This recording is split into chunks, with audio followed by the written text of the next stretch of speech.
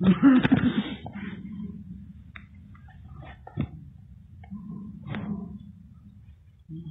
لله رب العالمين والصلاة والسلام على سيد الأنبياء والمرسلين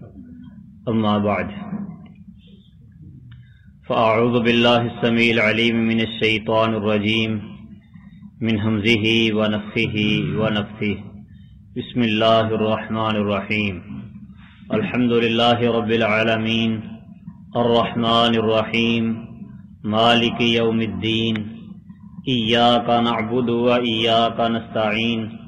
اهدنا الصراط المستقيم صراط الذين أنعمت عليهم غير المغضوب عليهم ولا الضالين آمین۔ کل کے درس میں یہ بتایا تھا کہ قرآن مجید فرقان حمید کے امت مسلمہ پر 4 حق ہیں۔ ان میں سے پہلا حق ہے کہ اس کی تلاوت کی جائے، اسے پڑھا جائے، اور اللہ سبحانہ و تعالی نے بھی صالحین کی یہ صفت بیان کی ہے کہ یتلونہ حق تلاوتی، کہ وہ اللہ کی نازل کردہ کتاب کی تلاوت کرتے ہیں جیسے تلاوت کرنے کا حق ہے۔ اور قرآن کو پڑھنے کا حق یہ ہے کہ اسے ویسے پڑھا جائے جیسے رسول اللہ صلی اللہ علیہ وسلم پڑھتے تھے۔ نبی صلی اللہ علیہ وسلم کی قراءت اور قرآن پڑھنے کا طریقہ کار صحابہ کرام رضوان اللہ علیہم اجمعین نے جو بیان فرمایا ہے وہ یہ ہے کہ اسے ٹھہر ٹھہر کر آہستہ آہستہ پڑھا جائے، ہر آیت پر وقف کیا جائے، رکا جائے،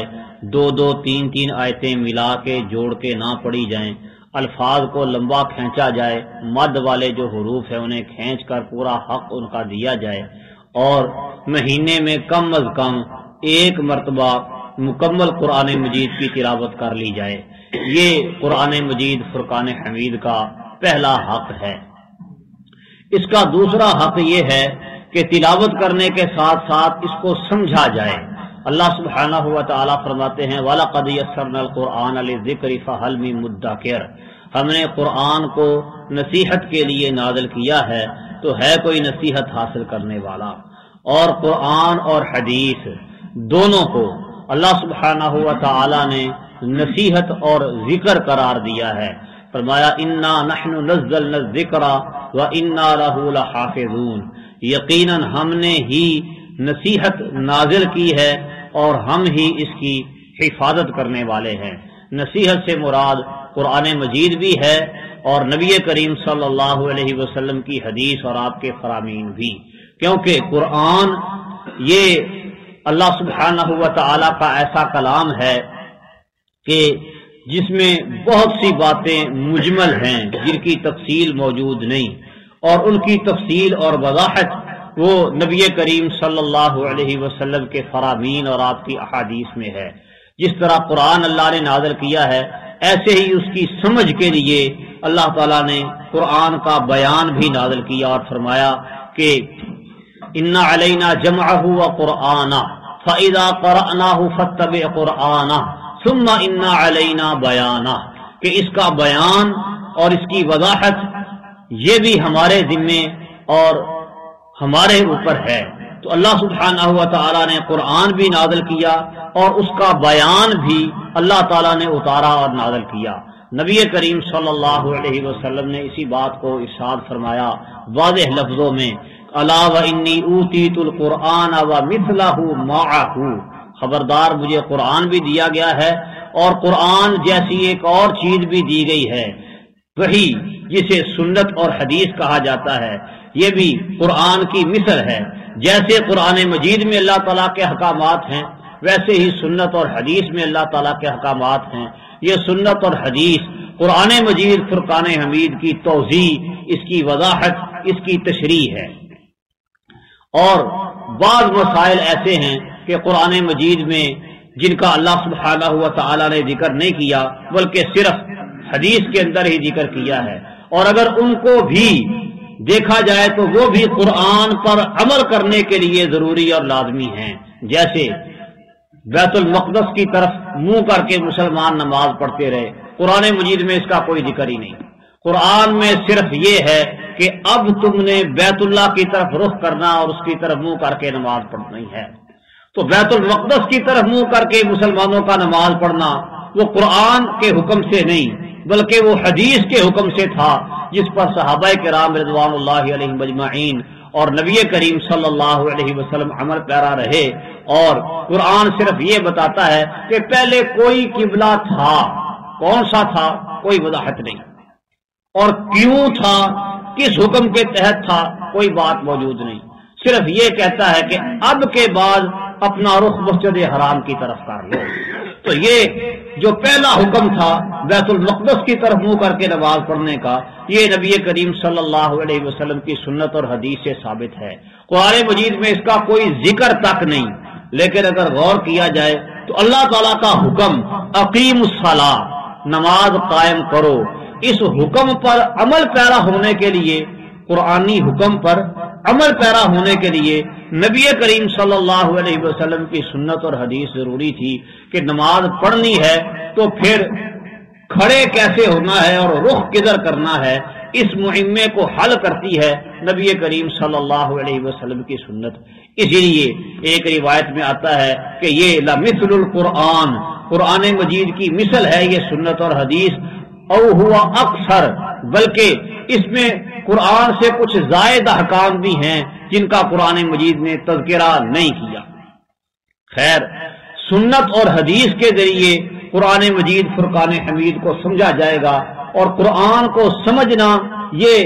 حق ہے۔ اور اسی طرح قرآن مجید کے بہت سے مقامات ایسے ہیں جن کی وضاحت اللہ سبحانہ و تعالی نے قرآن مجید میں ہی دوسری جگہ پر فرما دی ہے۔ مثال کے طور پہ پہلے پارے میں ہی اللہ تعالیٰ نے ارشاد فرمایا ہے کہ ہم نے فرشتوں سے کہا اسجدوا لآدم، آدم کو سجدہ کرو، فسجد ملائکۃ، فرشتوں نے سجدہ کیا، کلہم، سب کے سب نے، الا ابلیس، ابلیس نے نہیں کیا۔ ذکر کیا ہوا ہے؟ وَإِذْ قُلْنَا لِلْمَلَائِكَةِ اسْجُدُوا لِآدَمَ، ہم نے فرشتوں کو کہا آدم کو سجدہ کرو، فسجدوا الا ابلیس، انہوں نے سجدہ کیا، ابلیس نے نہیں کیا۔ اب آیت میں ابلیس کو حکم تو نہیں ہوا کہ سجدہ کرو، اس آیت میں ذکر نہیں ہے نا، تو سوال اور اشکال پیدا ہوتا ہے کہ جب حکم ہی فرشتوں کو ہے تو ابلیس نے سجدہ نہیں کیا تو کیا ہوا؟ کون سی نافرمانی کر لی؟ اس کو کس جرم کی پاداش میں جنت سے نکالا گیا؟ اس آیت پر یہ سوال اور اعتراض اٹھتا ہے، اشکال پیدا ہوتا ہے۔ اس اشکال کا جواب اللہ نے قرآن میں ہی دوسری جگہ پر دیا، ما منعک الا تسجد اذ امرتک، جب میں نے تجھے حکم دیا تھا تو پھر تو نے سجدہ کیوں نہیں کیا؟ معلوم ہوتا ہے کہ اللہ تعالیٰ نے ابلیس کو بھی سجدہ کرنے کا حکم دیا تھا، اگرچہ یہاں پہ اس کا اس آیت میں تذکرہ موجود نہیں ہے۔ تو قرآن مجید کی آیات بھی دوسری آیات کی تفسیر اور توضیح کرتی ہیں، اسی طرح نبی مکرم صلی اللہ علیہ وسلم کے فرامین اور آپ کی احادیث بھی قرآن مجید کی توضیح اور تشریح کرتی ہیں، اس پر عمل کرنے کے لیے طریقہ کار متعین کرتی ہیں، اور یہی منہج ہے سلف صالحین کا، یہی منہج ہے صحابہ کرام رضوان اللہ علیہ مجمعین کا، کہ وہ قرآن مجید فرقان حمید کو سمجھتے تھے قرآن مجید کی دوسری آیات کے ساتھ، قرآن مجید فرقان حمید کو سمجھتے تھے نبی کریم صلی اللہ علیہ وسلم کے فرامین سے، آپ کے افعال و اقوال سے، آپ کی تقریرات سے، سنت اور حدیث کے ذریعے ہی قرآن مجید فرقان حمید کو سمجھا جائے گا۔ یہی نبی کریم صلی اللہ علیہ وسلم کا بھی طریقہ کار تھا، اور یہی صحابہ کرام نے اپنایا، اور یہی امت کے سلف صالحین نے اس کو اپنایا اور اختیار کیا۔ آج کچھ لوگ معتزلی ذہن کے پیدا ہو گئے ہیں جو قرآن مجید کی آیات کو اپنی عقل کے مطابق سمجھنے کی کوشش کرتے ہیں، اور عقل پر پرکھنے کے لیے وہ ایسا طریقہ کار اختیار کرتے ہیں کہ ان کو نبی کریم صلی اللہ علیہ وسلم کی باتیں بھی غلط اور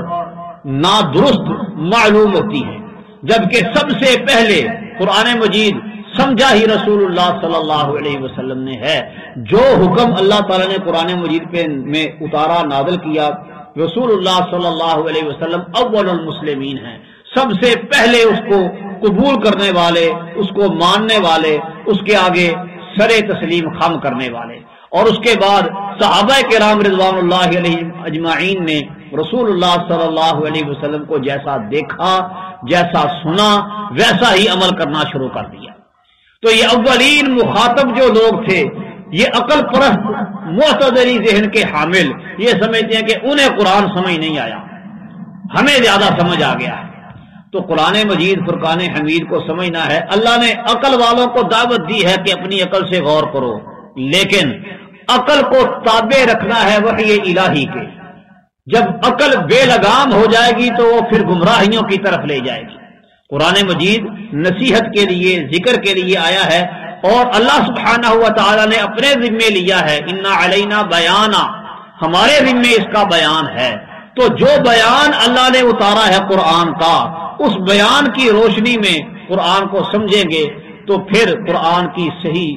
سمجھ اور فقہ حاصل ہوگی۔ اللہ تعالی سمجھنے اور عمل کرنے کی توفیق دے۔ وما علیہ الا البلاغ۔